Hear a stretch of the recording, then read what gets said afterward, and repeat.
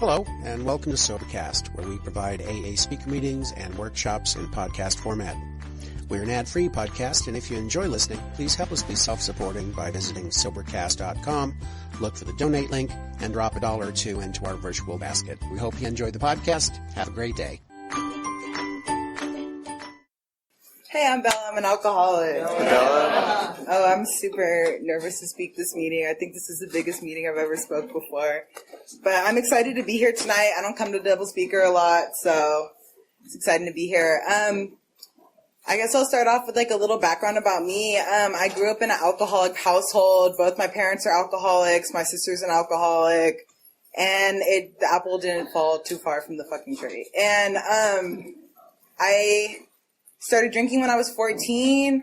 I went through weird shit, like traumatic stuff happened, ended up getting raped, like just shit along the lines of just like not normal, like what happens to normal people when they drink.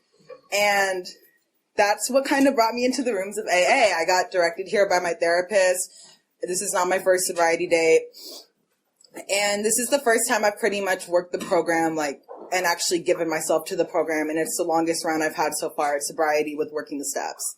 And it's been pretty awesome sometimes. It sucks better sober, which is like, it sucks, but it doesn't suck as much. But, yeah, I came back into the program around this time last year, so I'm coming up on a year right now, and, God willing. But so yesterday would be mark 1 year of, I texted my sponsor I went to CDRP, hella shit, I tried to do pretty much what a lot of young people do when they try to get sober. I'm only 19. And, it just didn't work for me. Nothing was really substantial enough until I really I had to hit a bottom that was substantial enough for me. And when I hit that, I was sitting at fucking Fruitville Bar. I was dope sick. I was hungover. I didn't know what to do. I was broken. And I texted my old sponsor and I was like, I'm ready to come back. And even when I did that, it took me a while to really get back into the rooms. And, this past year has been crazy, working the steps, it's truly changed my life. When I first came in, I was really standoffish. I was mean. I was a bitch. I was mean. I thought I was better than pretty much everybody in here. I don't really think that I was convinced I was an alcoholic, but not to the extent of how fucked up a majority of the people are in here. But I'm definitely, I'm still a fucking alcoholic, but I thought it was better than everybody else. And, working the steps, has really humbled me, and seeing my part in shit, it's made me a better person, and I can function. When I came in, I was not a woman of integrity, which is what I hold myself to today. And, this year I've been through a lot in this past year. I lost one of my best friends. She was shot in the head, and I dealt with that at 4 months sober, and she left behind my godson. She had a son who was 5 months old at the time, and I pretty much take care of a baby now that's, he just turned 1, which is really exciting. And it's amazing. I've gotten responsibilities this sober. I have people that trust me. I'm allowed to be around a baby, which is pretty awesome. I just bought him this super dope wagon. It was really cool. But, I have people that trust me. I have friends. I'm really I get to travel. And this is all blessings of sobriety, but definitely my biggest blessing is that I'm fucking sober. And I get to function pretty much a normal member of society nowadays. And that I don't have to validate myself using drugs or alcohol. I don't have to fill the void and destroy myself anymore in the process. I can fill the void with this program, which is something that I'm still learning how to do. And it's not always what I want, because I want instant gratification. But it's definitely, it's substantial enough that I feel okay. So yeah, that's pretty much like it. Just stay around, like work the steps. Like it's been hard getting sober, especially at a young age, because it's a lot different than what other people do who are my age. And I'm from Oakland. I'm really from the town. So you feel me? I like to party, but I like to go to bailes and quinces and baptisms and like all this shit. And I can still do this, but I'm sober now. So it just like, it sucks better sober. I guess that's what I'll end it with. Thank you.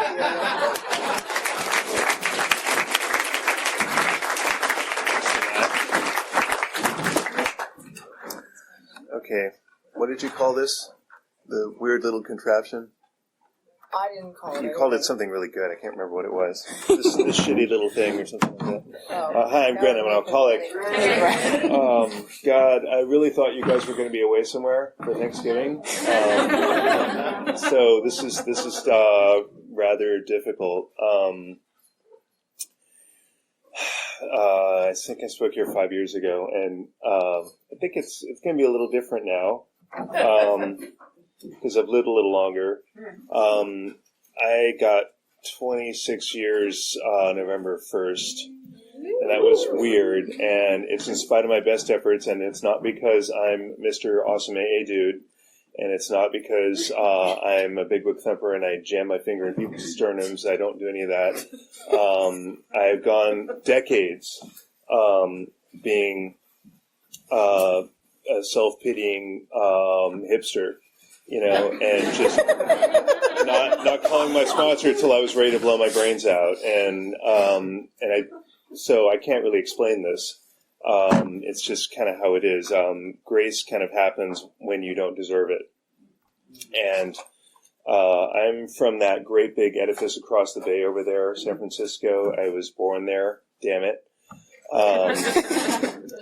And in the mid-'60s, which is a long, long time ago.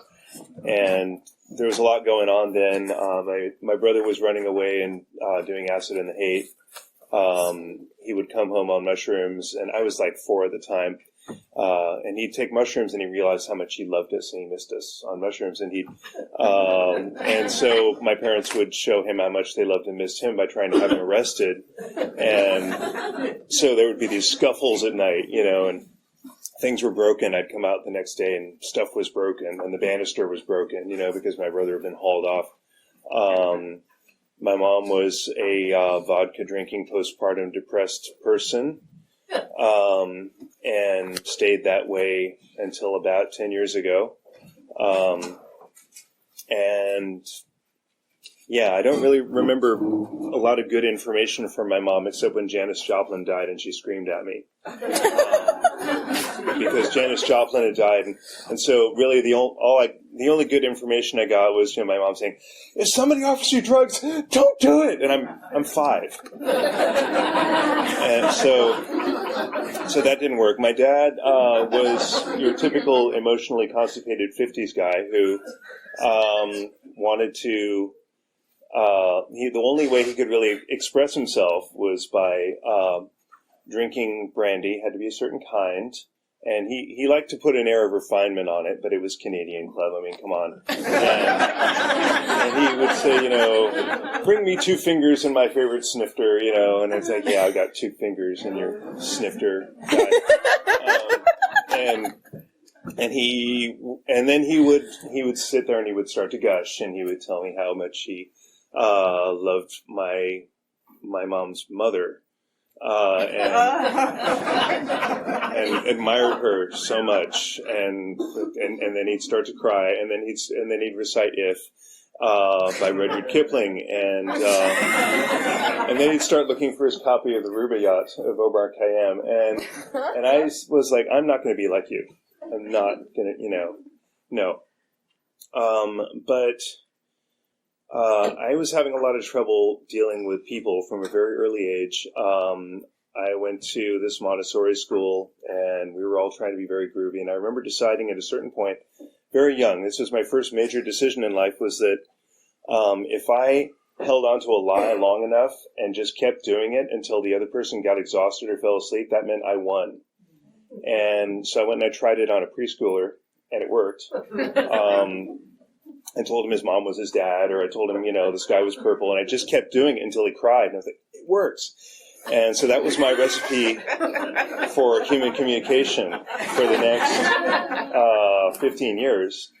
And people, I call it now the other people problem. It's other people were a big problem. They had things I needed, but they were scary, and I didn't know how to deal with them, and I didn't know how to talk to them, and I didn't know how to be understood by them. So I had serious problems, and by the time I got to junior high, I was completely neurotic and terrified, and went to a public junior high from a hippie Montessori school, which is like putting a big sign on yourself that says, kick my ass right now. And so I was getting my ass kicked a lot, and then my friend came over and we started raiding the liquor cabinet, and it was like a switch got flicked. It was like the secret missing part of my brain got put back in, and I felt like I just felt normal suddenly. I felt like everything was okay, like I was okay, and I'm funny, and you're funny, and this is great, and this is all funny. And it was a wonderful moment for 10 minutes. And then I ended up hallucinating and having death hallucinations and being found naked in my parents' bed. And swearing I would never do that again, which I did the next week. And so off to a really illustrious career of home drinking, which is mostly what I did. I was a home chemist. After about 10 years here, I was wondering aloud, did I drink enough to come to Alcoholics Anonymous? And really, I'm really kind of a panty waste. And somebody said, Gren, you drank rubbing alcohol. Shut up, sit down. Because that's what, I used to make screwdrivers out of rubbing alcohol. I used to drink cough syrup. Anything that involved not going out. So going out was scary.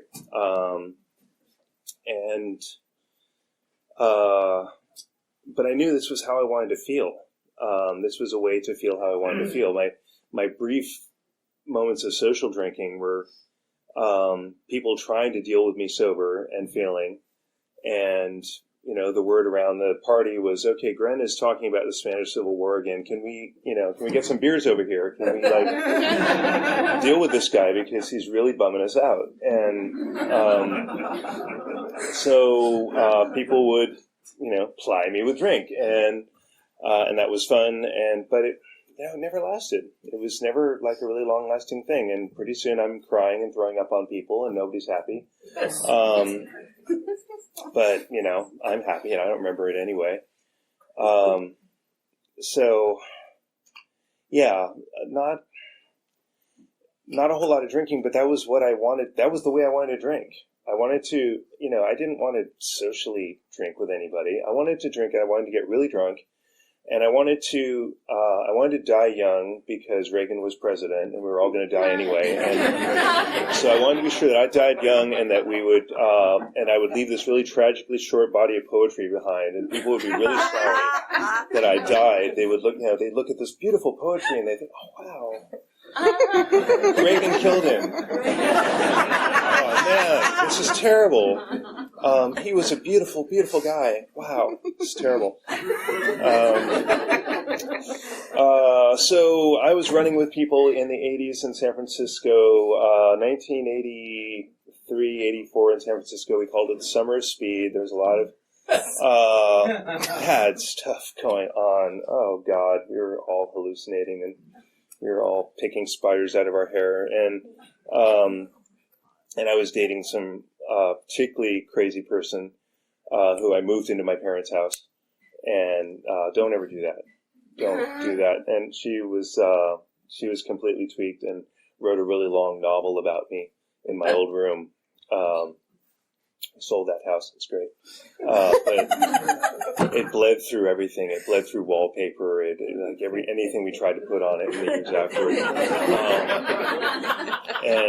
But she was like, she would be tweaking and telling me all these things about myself and telling me that I was a terrible liar and that I had killed Crazy Horse.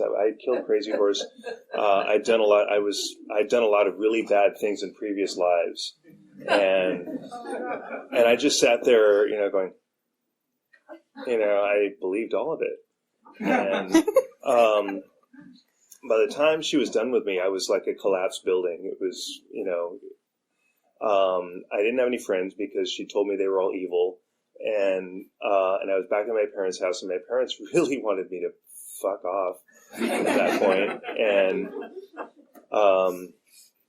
so I did what any red-blooded American boy would do. I moved into a vegan commune. And I'm sorry I didn't mention that. There are vegan communes in my story. I'm sorry if that... we all get here in different ways, and we all have different variety, but those guys, those people, those incredible, Jewish lefties from the East Coast who proceeded to kick my ass up and down the block. And I remember this Irving, he's not that tall, and he would just wag his finger at me and say, "Gren, we're going to make you adhere not just to the spirit, but the letter of the law." And they would tell me to do really outlandish things like go to bed at a certain time, make your bed, comb your hair, chew your food before you swallow it. Why don't you take a bath every so often, asshole? Well, just really, they were really interfering with my whole lifestyle. And I'm just hanging out here until I get that rejection letter from UC Santa Cruz. So, just give me a break here, guys. But I tried to live a double life in the vegan commune, and I tried to, I would turn compost and be a model communard by day, and then I'd go to bed and I'd think about 16th Street and the bars on 16th Street and how I hadn't really drunk in bars very much, and it didn't quite work last time. I was sitting in the bar and I was looking at that cute girl and looking at her, and she finally came up to me and said, "Are you okay?" So I wasn't really doing too well at, the social drinking, but I thought I just needed more practice. And there was this big lesbian biker chick who was like, I really thought I had a fighting chance with her, She'd had a bad motorcycle accident, had all kinds of orthopedic troubles. Her gallbladder was missing. She was on all kinds of pain meds, and she'd sit at the bar and go, "Fuck." And I thought she was dreamy. I really did. I really thought that she was it, and, she was going to be my ticket out of this compost turning thing, and it was going to be great. And she finally picked a fight with a bartender that I got involved in because I'm Sir Galahad, right? And I came back to the commune with like a black eye, and so they took my key away. So that meant I couldn't go out, and that was really weird. And since then, I've talked to people who went to treatment programs where they were kind of on lockdown. They had mutual criticisms too, where they'd sit you in this room and they'd all go around in a circle and say, "Well, I think Gren should," and it was a lot like Walden House and other places that I've heard. They pretty much did that to me. They kind of geared it all up and they did that to me, and nothing else would have worked. I needed to be just kind of smashed down and made to not go anywhere for a minute. And that's what they did. So I ended up with a little bit of time under my belt, and decided that I was a great communard, and the commune is great, and I'm really cool, and people who aren't in communes are stupid, and I'm really awesome. And I did that for about 2 years until I ended up drinking vanilla extract in their larder one day. So it didn't quite work. Something was missing. And the day after I drank vanilla extract, it was shortly after the earthquake of '89. And when I'd watched the whole, library just go smash, and nearly died in the building. And I'm outside in this, lovely picturesque garden trying to destroy the grape arbor and screaming, "I want to die, I want to die." And so they decided that I needed a break, maybe. And they put me on a green tortoise bus to Seattle. Right, Green Tortoise? Yeah, definitely. Ooh, yeah, good times on the Green Tortoise. And I met this girl on Green Tortoise.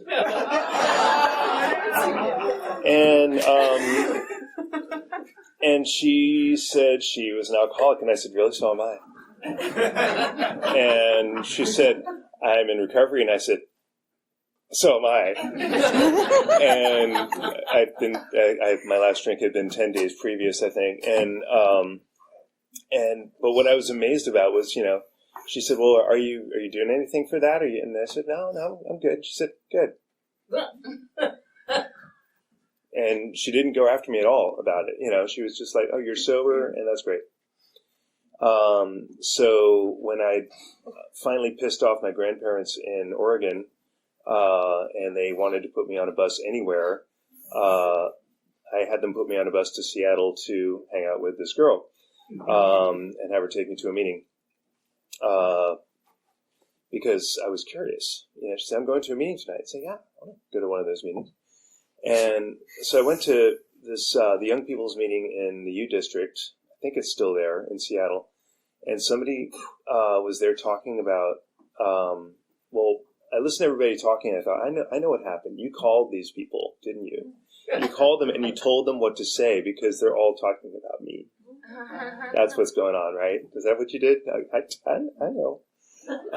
Because somebody got up there and he started talking about being locked in a cabin in Alaska for a year. And he said, it's great. I didn't drink, but I was a miserable sack of shit. And I knew exactly what he was talking about. Took the drink away, and I just couldn't deal. I couldn't really deal with life and people and stuff. I was just massively unhappy. And then other people shared about almost buying a car, and then they would cry. And I thought, I kind of relate to this. I really relate to these people, and I realized I'd kind of found the people who speak the particular kind of Martian I speak. So I went back to San Francisco and started going to the high noon meetings there, where they tried to, they tried to get me to come out for coffee, and I was like, no, I'm not going to have coffee with you. I tried to ask somebody where the bathroom was, and he said, sure, I'll be your sponsor.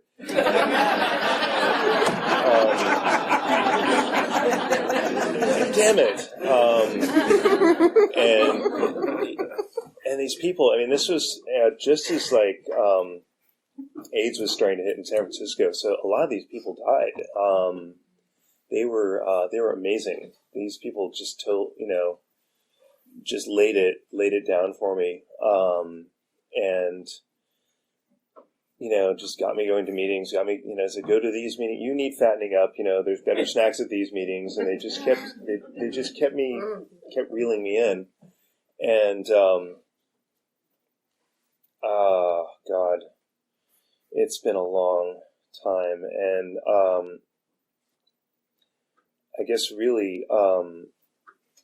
What they really impressed on me was that, this is about freedom. I got out of the commune about 6 months after I started going to meetings because it just wasn't compatible. Because the commune was all about, we're going to get into your shit because we love you. And AA was like, how are you doing working on your shit? That's good. That's cool. All right. Are you not? Okay, great. Are you here? That's fine. And there was nobody really wanted to get in my shit about anything, and nobody was telling me what to do. And it worked. It was the only thing that worked. And I tried a lot of things before the commune. I tried summoning archangels. I tried locking myself away. I tried everything they talk about in that bit that they read in the beginning of this meeting. And none of it had worked. Because I just couldn't imagine not drinking. But when I was with you guys, I could imagine not drinking. I could imagine kind of getting on with things. It all seemed possible somehow. And so, I was getting very alienated about AA here in the last month. and it was crescendoing on the evening that I was asked to speak at this meeting, actually, where I was just feeling like, ever since I moved to the East Bay, which was like 12 years ago,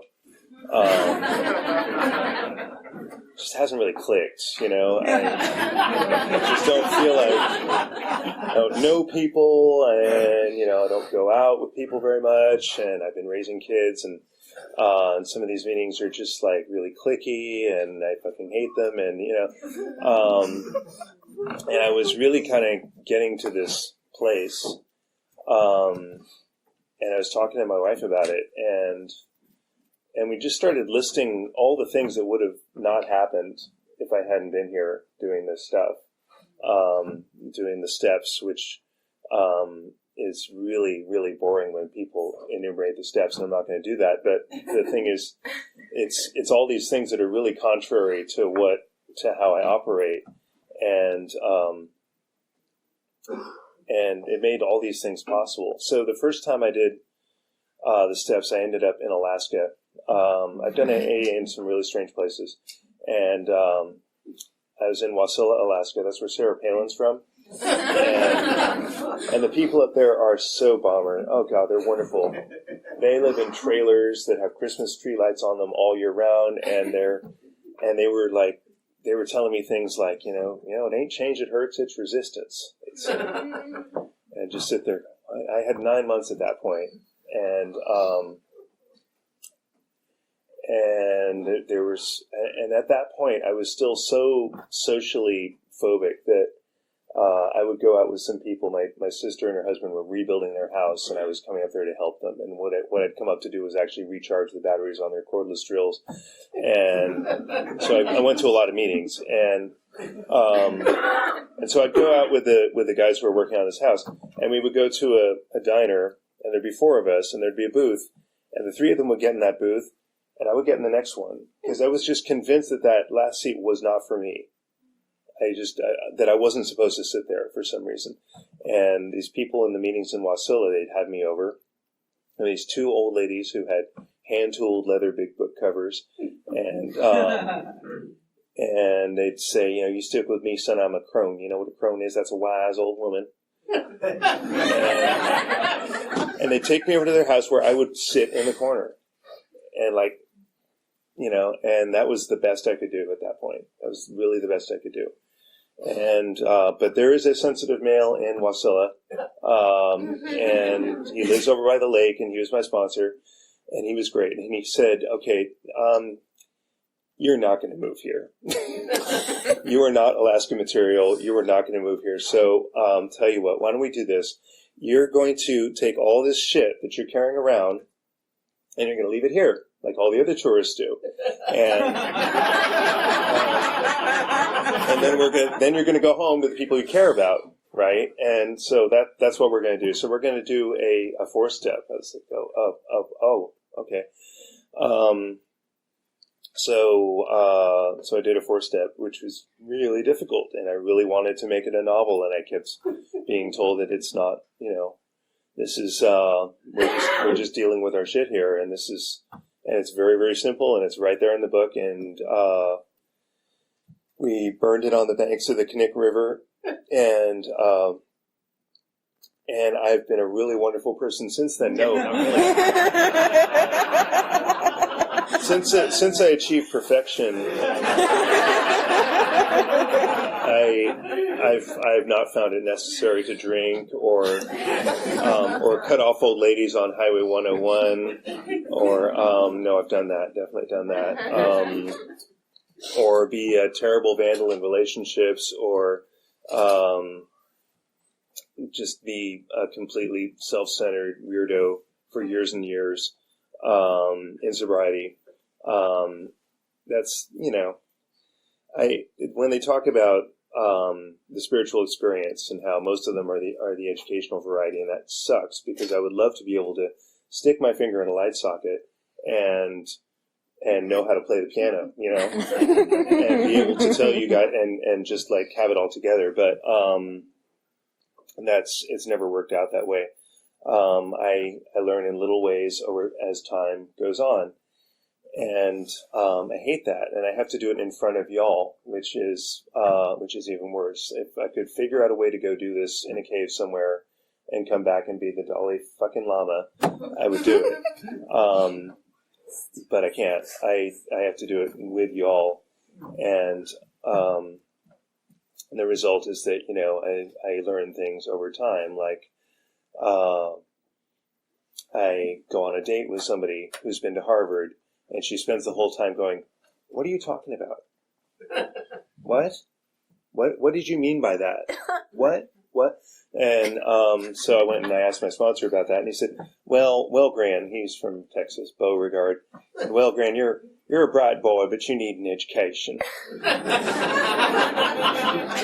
So I went to SF State, and I got a degree in music composition, which is really handy if you're going to be a cabinet maker. Not really. But it was fun. I had a really good time. I was horribly single for like 6 years in sobriety. I was chewing my lone limbs off. My God.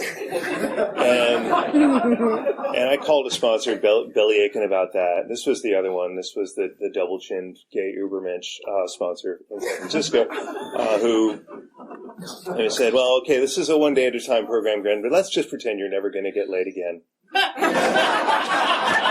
How does that feel? Are you going to jump off a bridge now? Are you going to? No? Okay, then what are you going to do right now besides talk about this? Because I'm sick of hearing this.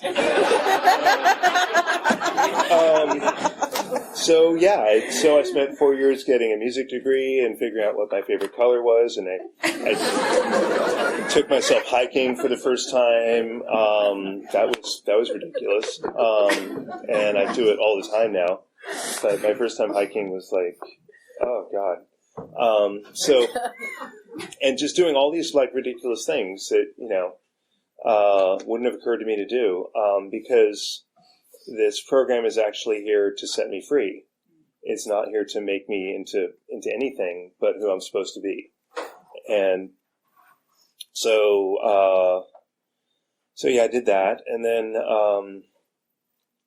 somehow I persuaded some poor lady to marry me. And that's the big practical joke, you know, being terminally single for 6 years, and now I've been married for almost 18 years.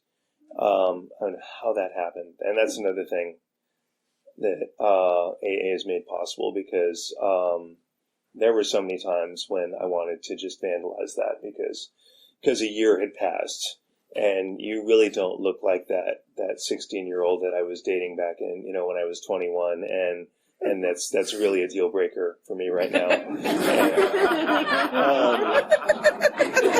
I'm really disappointed right now, and I really just wanted to, and you know, and I wasn't the only one doing that, by the way, but. You know, and I just really had this tendency to, you know, want to set people on fire when they started, you know, not meeting my expectations in some way, because that's what I do to myself on a daily basis. So I don't see why you're not, you know, consenting to be set on fire because you're not doing what I need you to do. And then, God help us, we had kids. Oh, God. If you ever want to find out that it's not all about you, that's what you do. I did okay through, you know, the first one. Sleep training her was pretty hard. I'm not good without sleep now. The second one, when he came along, it was really hard. I actually turned into a big fat jerk, and I was not nice to my kids for a while, and had a lot of really bad episodes of like just really feeling shitty about myself because of how I was acting, and not being able to turn it around, and finding myself in sobriety, like, you know, my wife's from England and we're visiting with her family in France, and I'm in France. I'm in Brittany. The beach is like, the water is liquid gold in Brittany, you know, and you walk out there and the water is like 70 degrees and it's just fantastic. And I just wanted to walk out there and never come back out. That's where I was at. And because I had to learn something, and, had let myself coast a really long time, and I hadn't done a lot of work, and I hadn't been talking to people, and I hadn't been using the resources, and I got really alienated. And I knew I had to kind of do everything, and that's how I kind of address any illness, whether I have a backache or or soul-crushing despair, is to hit it with everything. You never quite know what fixed it, but that's okay. And so, that means get a sponsor, do acupuncture, work the steps, do meditation, go see those nice people in the Episcopal Church. They're okay. Do all of that. And it kind of culminated. At this point, I'm a cabinet maker and I'm working in a shop in, perfect. I was going to say Germany, but it was in San Rafael. It was a German cabinet shop, and they were hardcore, and if you screwed up anything at all, then they all had to gather around and fold their arms and talk about this mistake you'd made and how terrible it was, and didn't you see you were making a mistake? That was my favorite thing they would say. Didn't you see that you were making this mistake? And it was really, and I was going home every day just wanting to blow my brains out, and I was having trouble at home, and my kids were small and demanding. And so my boss called me in because I'd screwed up something on a very fine piece of furniture and I'd made it not so fine, and he wanted to talk to me about that. But I beat him to it. I jumped right in there and I told him just how abusive this workplace is and how abusive you people are. And I don't know what kind of apprenticeship bullshit you guys come from, but I am not having, I'll eat shit for a mistake, but I am not going to, And I remember the look on his face and how he just sat there and he listened to me for a long time, and then he said, Gren, I don't know you very well, but don't you have some kind of spiritual thing you're doing? And I said, well, don't change the subject. And we had this really awkward conversation, and then I went home and I told my wife, I remember, it was yesterday, she's doing the dishes, and she didn't even turn around. And I told her all about how, he told me this, but I told him that, and she didn't even turn around. She said, okay, you need to call somebody, and it can't be that guy that blows sunshine up your ass, that guy. Don't talk to him. You need to call the cranky gay guy, the one who just blows you up. You need to talk to him, and I have nothing to say to you. She'd been married to me, for 5 years, and she'd learned quick. So I made a phone call to somebody who said, so how's it going? You think you're better than they are? Is that? And so it's kind of been a lot of that. It's been a lot of little things like that that have kind of turned things around slowly. I don't know where I'm at now. I don't know what I'm doing. I'm starting to do music again. That's really weird. I'm still making cabinets. That's okay. My kids, who I could have easily really screwed up and lost my marriage and lost them. My kids and I are really close. We're super close, and this lady is still married to me. And when I think of all the times when I really wanted to throw her under the bus for whatever reason, and she me, there's something about being with somebody who's known you that long, and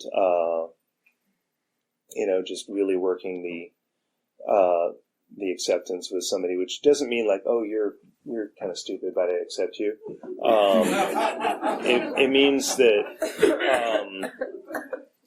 that you're their strength and not their judge. And that's something I learned here. That is really not something I could have come up with on my own. That you're somebody's strength, that you make it happen. And that I'm not there to tell her how to make salad dressing or how to do dishes or whatever. That's not important. I was there when my dad died. We hospiced my dad at home. That was incredible. He wanted some brandy. Gave him some brandy. Whatever, dude. And I'd always wanted him to say something nice to me sober, and he never quite was able to. And at one point, he'd had a major stroke, and he was just basically paralyzed, and he was on his way out. And so we were washing him in bed and changing the bedding, and I rolled him over, and he was facing me, and I said, "Hi." And he just looked up and said, and I said, Dad, I've been needing you to say some things to me for quite a while, but I'll take that. That was great. Thank you.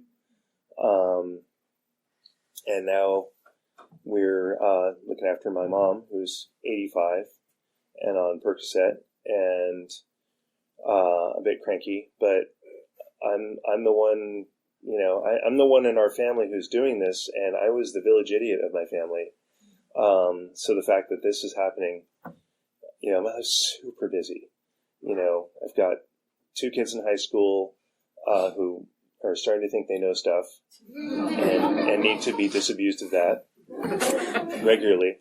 And I've got a mom who every time I walk by says, "The light bulb's out," or the bird feeder needs filling, or I can't walk by without something. And it's constant. It's absolutely constant, and it's beautiful. Every single thing in my life is, it's this blessing of being able to be there for people. Was that a pencil dropping? Oh, no, I'm sorry. Okay. That was... And well, drop my recorder at you. Thank you. And the only thing that goes wrong is that big neon sign over my head that says, "What about me?" And I start turning around and looking at that sign, and I start thinking that it's about me again, and that I'm running this, and that I'm making crucial, important decisions about my life that need to be made right now, and are important so that I can have this life for me, mine, me. And what was taught to me here was to just to get out of the driver's seat and not drive the bus. And it's actually a relief. It's actually a big relief to not be trying to control all this. You guys are going to go home and talk about how stupid I am, and I have no control about that. That's fine. That's just what you're going to do, and I can let go of that today. For me today, that's okay.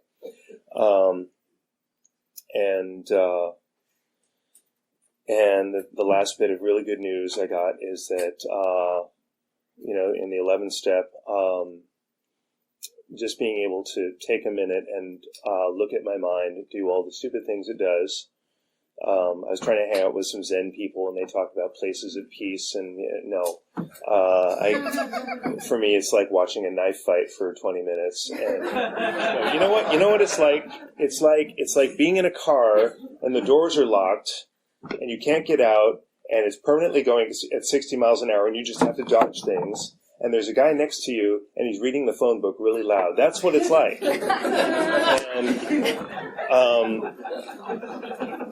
But through meditation, you can kind of sit next to that and go, "Whoa, you're weird. That was a bad thought.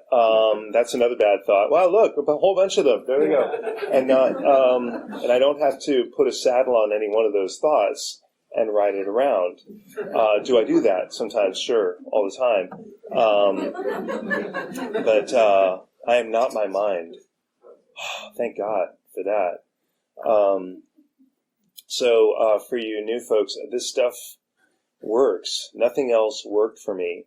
And I don't understand spiritual solutions. I like liquids that you put in your body that feel warm and make you feel good. That's what I understand.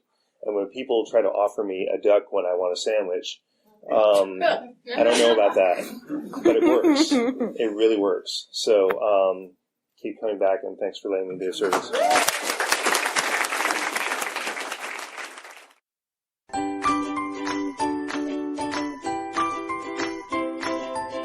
Thanks for listening. I hope you enjoyed the podcast. Sobercast is ad-free, and we'd like your help in order to keep it that way.